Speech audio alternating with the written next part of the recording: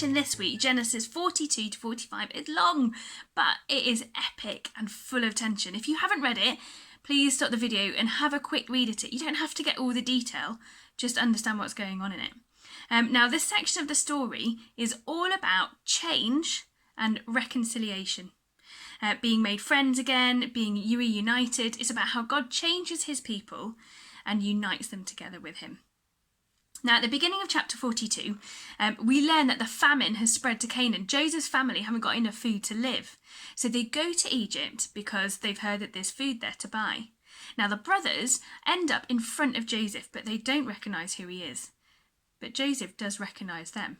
And he quickly comes up with a plan to test them to see if they've changed. I count 3 tests. Test number 1 is the prison test. Joseph accuses them of being spies and puts them in prison for 3 days. The big question is, do the brothers think it's fair or not? Well, Joseph overhears them talking and admitting their guilt for the things that they'd done to him all those years ago. They said, "Surely we are being punished because of our brother."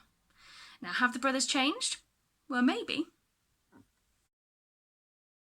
Test number 2 is the silver test. Now, Joseph keeps one of the brothers, Simeon, behind in prison in Egypt and demands that they come back with Benjamin to prove that they're not spies, even though he knows they're not spies.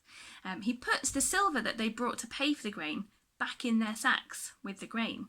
And halfway home, they realise it's still there and are like, "Oh, what's the silver doing here?"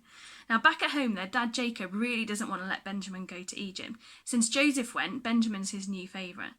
But when they really start to run out of food, he knows he's got to send Benjamin to go and get some more grain. So the older brothers and Benjamin, they go back to Egypt.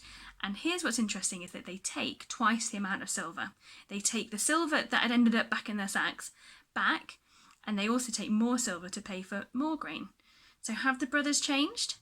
Well, they're definitely more honest than they used to be, aren't they?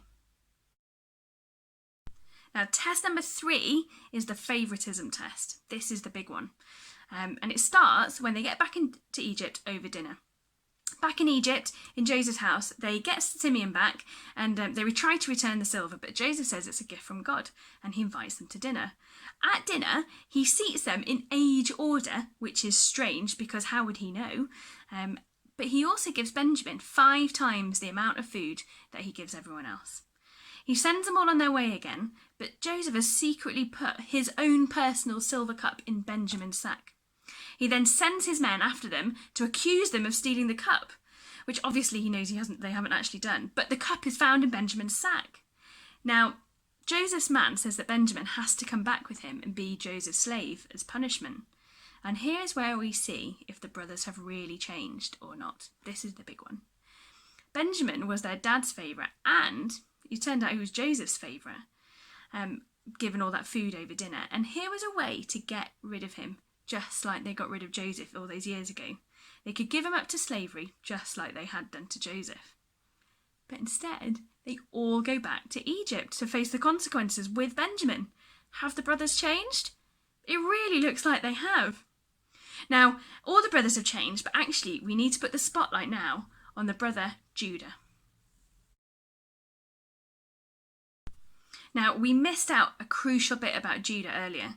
Judah was actually the one who convinced his dad to let Benjamin go back with them to Egypt to get Simeon and to get more grain. This is what he said to his dad. "I myself will guarantee his safety. You can hold me personally responsible for him. If I do not bring him back to you and set him here before you, I will bear the blame before you all my life." And what we find out is that Judah really meant it. In front of Joseph, faced with his brother Benjamin being kept to be a slave in Egypt, he says this: "Now then, please let your servant remain here as my lord's slave in place of the boy, and let the boy return with his brothers. How can I go back to my father if the boy is not with me? No, do not let me see the misery that would come on my father."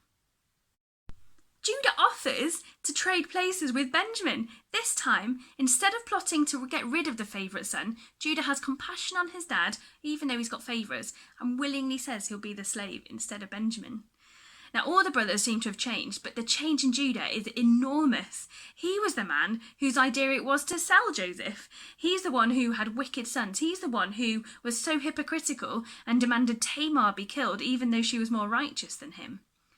Judah is the one who has changed into someone who points us to Jesus. How big a change is that? He was someone who was wicked, changed by God into someone who points us forward to the Lord Jesus, who we know actually did give up his whole life for guilty people like you and me, even though he was innocent. Do you know what? That's still how God works. His people aren't his people because they're morally good, because they don't swear, or because they're kind to outsiders, or because they wear the right clothes, or even because they go to church. God's people are people who know they need changing from sinful people into people who become more like Jesus. And one day in heaven, sinful people won't be sinful anymore. The good news for us is that no matter how broken or sinful or bad we are, we can still be part of God's people. Now, I suppose the big question is for us, do you want God to change you? Not like your personality or your abilities, God's made you unique in that, but do you want him to help you make you more like his son Jesus? Now, last little thing, because in this story we've got two main characters, Judah and Joseph. And it turns out that Joseph also points us forward to Jesus. Now, Joseph could have tried to get revenge on his brothers, couldn't he? But he didn't. All the way through this section of the story, Joseph keeps taking himself off to cry. It says he weeps a lot. He's not angry. He is overcome with emotion at seeing his brothers again and the chance of becoming friends with them again. Joseph knows that God has used this whole saga, everything that's happened to him, his brothers selling him off, his slavery, his imprisonment, so that he could save many lives in the famine. Joseph knows that God had a good plan and a good purpose for everything that happened. So he offers his brothers forgiveness and the opportunity to be one family again, which is exactly what Jesus does. Even though we deserve punishment, Jesus actually offers us the chance, the opportunity to be part of God's family, to be his brother. Jesus reconciles us to God.